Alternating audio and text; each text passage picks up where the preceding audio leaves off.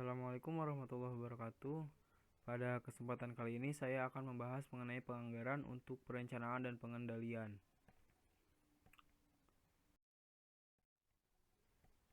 Yang pertama ada perencanaan atau planning, yaitu proses mengidentifikasi tujuan dan tindakan yang diperlukan untuk mencapainya. Jadi kita identifikasi terlebih dahulu apa yang menjadi tujuan kita dan bagaimana cara mencapainya. Kemudian ada anggaran atau budget, yaitu ekspresi kuantitatif suatu rencana yang dinyatakan dalam satuan fisik atau keuangan dan atau keduanya.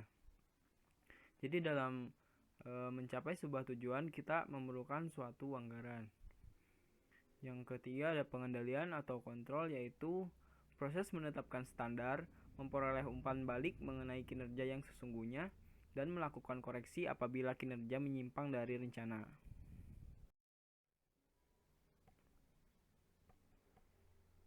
Selanjutnya ada keterkaitan antara perencanaan operasi dan pengendalian. Yang paling atas terdapat rencana strategis atau perencanaan, di mana perencanaan itu adalah suatu hal yang paling utama dalam sebuah aktivitas. Kemudian di bawahnya ada tujuan jangka panjang. Jika sudah terbentuk, kemudian akan diformulasikan tujuan jangka pendek. Selanjutnya untuk merealisasikan tujuan tersebut kita memerlukan anggaran.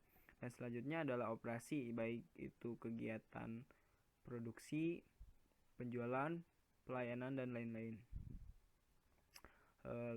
Letak pengendalian di sini ada pada seluruh proses. Pengendalian merupakan suatu aktivitas dalam membandingkan hasil yang sesungguhnya dengan hasil yang direncanakan. Ada jenis-jenis anggaran. Dalam piramida ini menggambarkan tingkatan-tingkatan jenis-jenis anggaran. Yang pertama ada anggaran induk atau master budget. Yang kedua ada anggaran operasional atau operating budget. Dan yang ketiga ada anggaran keuangan atau financial budget. Anggaran induk adalah rencana keuangan komprehensif untuk keseluruhan organisasi yang terdiri atas berbagai anggaran individual. Anggaran induk dapat disusun untuk satu perusahaan sebagai satu kesatuan dan dapat disusun sebagai divisi laba. Kemudian ada anggaran operasional. Anggaran operasional adalah rencana kerja perusahaan yang mencakup semua kegiatan utama perusahaan dalam memperoleh pendapatan di dalam suatu periode tertentu. Yang terakhir ada anggaran keuangan atau financial budget, yaitu anggaran yang berisi taksiran-taksiran tentang kegiatan-kegiatan dan kondisi finansial perusahaan dalam jangka waktu atau periode tertentu yang akan datang, di mana anggaran keuangan perusahaan secara terstruktur dituangkan dalam laporan neraca atau yang kita biasa sebut dengan balance sheet. Kemudian ada sistem penyusunan anggaran.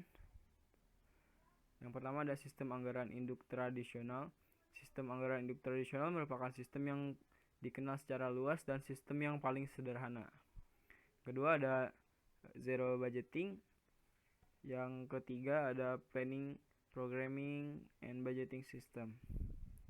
Sistem anggaran induk melakukan pembuatan anggaran induk sebagian besar didasarkan pada anggaran induk tahun sebelumnya.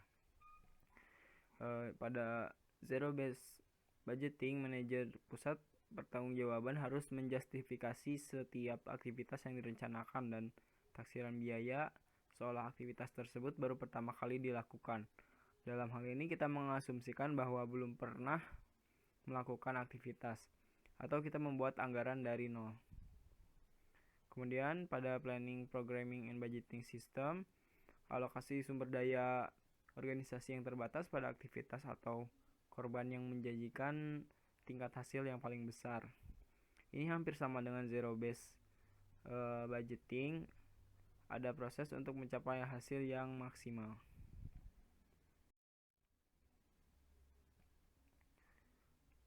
Kemudian ada pendekatan penyusunan anggaran. Dalam bidang manajemen, penganggaran pada dasarnya memiliki dua hal, yaitu penganggaran dari atas ke bawah dan dari bawah ke atas. atas atas dan bawah ini kita upamakan sebagai suatu struktur organisasi di mana top down itu terdiri dari top manager dan bottom up itu terdiri dari manajer lini bawah. Ada pendekatan yang menggabungkan keduanya di mana manajer tingkat atas menganggarkan dan manajer tingkat bawah juga menganggarkan. Nah, di situ nanti ada suatu titik temu antara penganggaran manajer tingkat atas dan tingkat bawah. Kemudian ada pengumpulan informasi untuk penganggaran.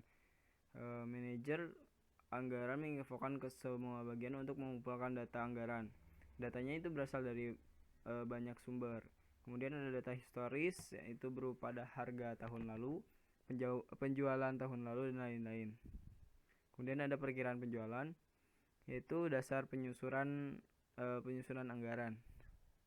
Dan yang terakhir ada perkiraan variabel lain, misalnya perkiraan biaya, perkiraan kas, dan yang lain-lain.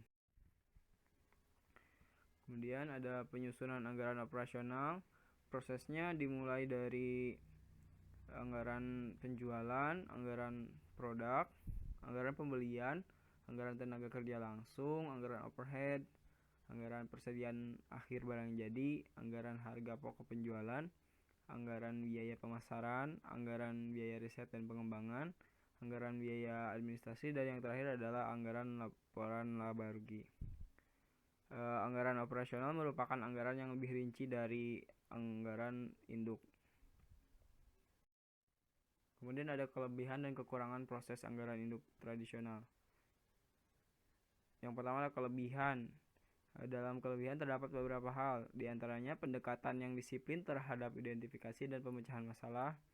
Kemudian ada arah dan tujuan bagi manajemen di semua tingkatan, meningkatkan koordinasi aktivitas perusahaan, mekanisme untuk menggalang gagasan dan kerjasama dari semua tingkatan manajemen, dan yang terakhir adalah ukuran evaluasi kinerja yang sesungguhnya dan kemampuan manajerial para eksekutif. Kemudian ada kekurangan. Yang pertama ada berorientasi departemen dan tidak memperhitungkan keterkaitan antara departemen. Yang kedua ada statis, di mana perusahaan itu tidak bersifat dinamis, dan yang terakhir ada berorientasi hasil bukan proses. Mungkin itu yang dapat saya sampaikan. Mohon maaf bila ada kesalahan. Wassalamualaikum warahmatullahi wabarakatuh.